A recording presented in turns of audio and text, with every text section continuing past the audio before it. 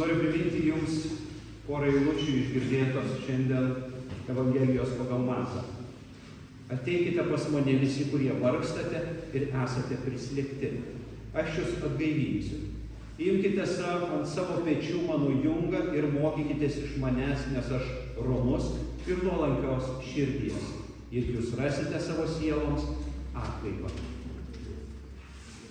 Gyvenimo tempas nuolat sparčiai auga, o mes neretai paskendę darbuose, rūpesčiuose ir niekada nesibaigiančiose veiklose. Tačiau per šį begalinį bėgimą pamirštame apie tai, kad esame negeležiniai ir mums reikalingas poilsis. Šiandien norėčiau su jumis pasidalinti Dievo žodžiu apie poilsį ir ramybę, kuriuos galima atrasti tik atsigręžus į Viešpatį ir pasitikint jo jėga. Mūsų gyvenimas dažnai primena maratoną. Nepaliaujamai bėgame siekdami tikslų, norėdami pagauti sėkmę ar uždirbti dar keletą pinigų. Bėgame, lekiame ir pamirštame apie labai svarbų dalyką gyvenime. Tai yra poilsis. Pažvelkime į Bibliją ir pabandykime suprasti, ką mums sako Dievo žodis apie nuovargį ir poilsį. Jie visada eina kartu. Pirmiausia, atkreipkime dėmesį į tai, kad nuovargis yra natūrali ir neišvengiama mūsų gyvenimo dalis. Jį patiria tiek kūnas, tiek siela. Svarbu suprasti, kad ir Biblija kalba apie nuovargį ir poilsį, nurodydama, kad net ir Dievas turėjo poilsio dieną, kai baigęs darbus ilsėjosi. Pradžios knygoje skaitome, pradžios knyga, 2 perskirimas, 2-3 eilutės. Kadangi 7 dieną Dievas buvo užbaigęs darbus, kuriais buvo užsiėmęs, 7 dieną jis ilsėjosi po visų darbų, kuriuos buvo atlikęs. Dievas palaimino 7 dieną ir padarė ją šventą, nes tą dieną jis ilsėjosi po visų kūrimo darbų. Kas yra nuovargis ir kokia jo prasmė? Biblijos tekstuose nuovargis yra dažnai apibūdinamas kaip fizinio, emocinio ar dvasinio išsekimo būsena. Tai mūsų kasdienio gyvenimo rūpesčiai, sunkumai ir iššūkiai, kurie išeikvoja mūsų jėgas ir išsekina mūsų dvasią. Pavyzdžiui, psalmistas savo 6 psalmėje 2-3 eilutėje sako: Viešpatie, pasigailėk manęs, nes esu silpnas. Viešpatie, išgydyk mane, nes sukrėsti mano kaulai ir mano siela sukrėsta. Ar ilgai, Viešpatie? Tai aiškiai iliustruoja, kaip nuovargis gali prislėgti ir išsekinti mūsų jėgas. Dievas tai žino ir rūpinasi mumis. Karalius Dovydas tai apsakydamas užrašė 23 psalmėje: Žaliose pievose jis mane guldo, prie ramių vandenų gano. Tai primena, kad Dievas veda mus į poilsio ir ramybės vietą, kur mes galime atsikratyti nuovargio ir surasti atgaivą. Dievas supranta, kad mes dažnai pamirštame pailsėti arba poilsį aukojame dėl kitų dalykų. Be to, skaitydami Evangelijas, mes matome, kaip mūsų viešpats Jėzus Kristus nepailsdamas darbuojasi. Jis keliavo, gydė ligonius, maitino alkanus, išvarinėjo nelabuosius. Ką jau ten kalbėti apie poilsį, maistą ar linksmybes? Evangelijoje pagal Joną sakoma: man reikia dirbti darbus to, kuris mane siuntė, kolei diena. O kur poilsis? Ar mes teisingai suprantame Dievo žodį? Ar tikrai Jėzus dirbo be poilsio, alkanas ir nepavargstantis? Pažvelkime į Šventą raštą. Pamenate muitininką Zachiejų, tokį apsukrų muitininką mažo ūgio, kuris labai norėjo susitikti su Jėzumi. Negalėjo per žmonės pamatyti jo. Tai jis likrolis užsikoja į medį. Ir Luko Evangelijoje aprašant šią vietą sakoma, kai Jėzus atėjo į tą vietą, pažvelgė aukštyn ir pamatęs jį tarė: Zachiejau, greit, lipk žemyn, nes šiandien turi apsistoti tavo namuose. Apsistoti tavo namuose, tai reiškia pailsėti. O pamenate muitininką Levį? Kai Jėzus Levio namuose valgė drauge prie stalo su Jėzumi ir mokiniais, sėdėjo daug muitininkų bei nusidėjėlių, nes tokių buvo daug ir jie sekė paskui jį. Apie rytų šalių vaišingumą šiandien nekalbėsiu. Ir apie vestuves Kanoje net neužsiminsiu. Linksmos ir dosnios vaišinius buvo vestuvės. Poilsis, poilsis. Labai įdomi istorija skaitome Evangelijoje pagal Joną, kur tiesiai pasakoma, kad Jėzus pavargo. Taip. Evangelijoje pagal Joną 4 perskirimas 6 eilutė rašoma. Tenai buvo Jokūbo šulinys. Nuvargęs iš kelionės, Jėzus prisėdo palei šulinį.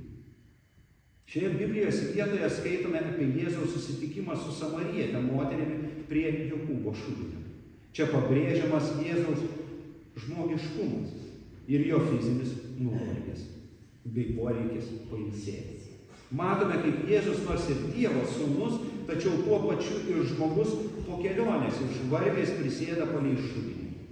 Šis epizodas mums parodo Jėzaus žmogiškumą, sugebėjimą patirti ir suprasti mūsų kasdienius iššūkius bei poreikį poilsį.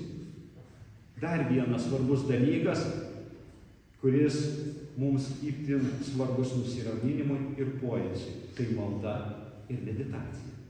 Malda užima ypatingą vietą Jėzaus gyvenime.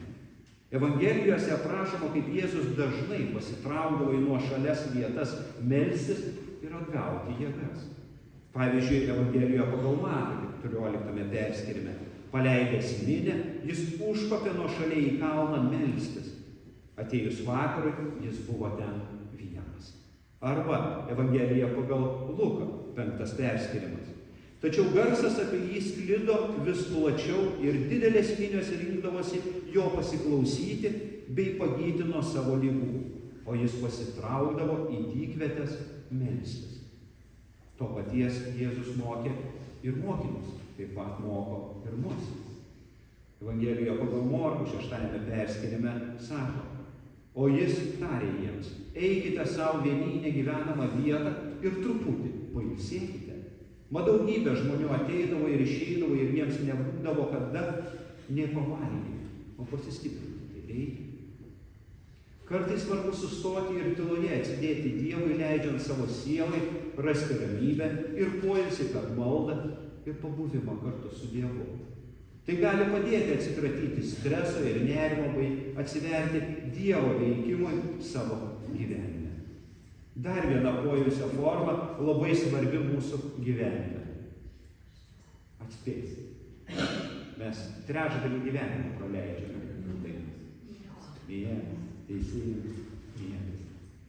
Karalius Saliamonas patarlių knygoje taigiai pastebi, kai gulsiesi miego, nereikės bijoti, kai ilsėsiesi, miegas tau bus saugus. Miegas yra vienas iš būdų, kuriuos žmogaus kūnas ir siela atgauna jėgas. Tai laikas, kai mes visiškai atsiduodame į Dievo rankas ir leidžiame jam rūpintis mumis, kad mūsų siela pailsėtų ir kartu su kūnu atgautų jėgas. Svarbu pabrėžti, kad nuovargis ir poilsis yra kaip dviejų svarbių priešingybių jėgų pusiausvyra. Negalime vieną ignoruoti ir tikėtis, kad mūsų gyvenimas bus tobulas. Kai kurie iš mūsų, būdami ambicingi ir siekdami tikslų, linkę ignoruoti savo kūno ir sielos poreikius, dėl ko patiriant nuovargį, o dažnai ir nusivylimą savimi, nes pritrūksta jėgų. Tuo tarpu kitais atvejais mes galime per daug laiko skirti poilsiui, ignoruodami savo asmeninę atsakomybę ir gyvenimo tikslus. Ten pat patarlių knygoje karalius Saliamonas mus perspėja, ar ilgai miegosi tinginy, kada atsikelsi iš savo miego, truputį pamiegosi, truputį pasnausi, truputį pagulėsi sudėjęs rankas ir ateis skurdas kaip pakeleivis ir nepriteklius kaip ginkluotas plėšikas. Taigi svarbu rasti pusiausvyrą tarp darbo ir poilsio, kad galėtume gyventi pilnavertį gyvenimą. Šiandien mūsų girdėtoje Evangelijoje duodamas patarimas, kaip tvarkyti su nuovargiu ir kaip ieškoti atgaivos poilsio metu. Ateikite pas mane visi, kurie vargstate ir esate prislėgti, ir aš jūs atgaivinsiu, sako Jėzus. Imkite ant savęs mano jungą ir mokykitės iš manęs, nes aš romus ir nuolankios širdies. Ir jūs rasite savo sieloms atgaivą, nes mano jungas švelnus ir mano našta lengva. Tai yra kvietimas ieškoti ramybės ir atgaivos pas Dievą, kuris suteikia jėgų ir stiprybės visiems mums, kai jaučiamės nuvargę ir prislėgti. Tai kvietimas atsiverti Dievui, kuris siūlo mums poilsį ir ramybę, nepaisant mūsų kasdienių rūpesčių ir darbų. Ramybė ir poilsis ne tik atstato kūną ir sielą, bet ir padeda mums augti dvasiškai. Per poilsio akimirkas mes galime giliau suvokti Dievo meilę, suprasti jo planus, o ir pažinti save. Per daug pasineriant į darbą ir užmirštant apie poilsį galime kentėti nuo fizinio, emocinio ir dvasinio išsekimo. Tačiau pasinaudoję Dievo žodyje esančiais patarimais, galime atrasti pusiausvyrą tarp darbo ir poilsio, surasti atgaivą ir ramybę savo kūnui ir sielai. Nepamirškime svarbiausio dalyko gyvenime – rūpintis savo kūnu ir sielą. Tai nereiškia, kad turėtume visiškai atsisakyti darbo ar atsisakyti savo asmeninių tikslų. Tai reiškia, kad turėtume sugebėti rasti pusiausvyrą tarp darbo ir poilsio, siekdami gyventi pilnavertį gyvenimą, kuris atspindėtų mūsų vertybės ir prioritetus. Todėl kviečiu ieškoti harmonijos savo gyvenime. Mylimieji, Dievas mums duoda ramybę ir poilsį kaip dovaną. Tai ne laikinas malonumas, bet būtina sąlyga mūsų dvasiniai ir fiziniai sveikatai.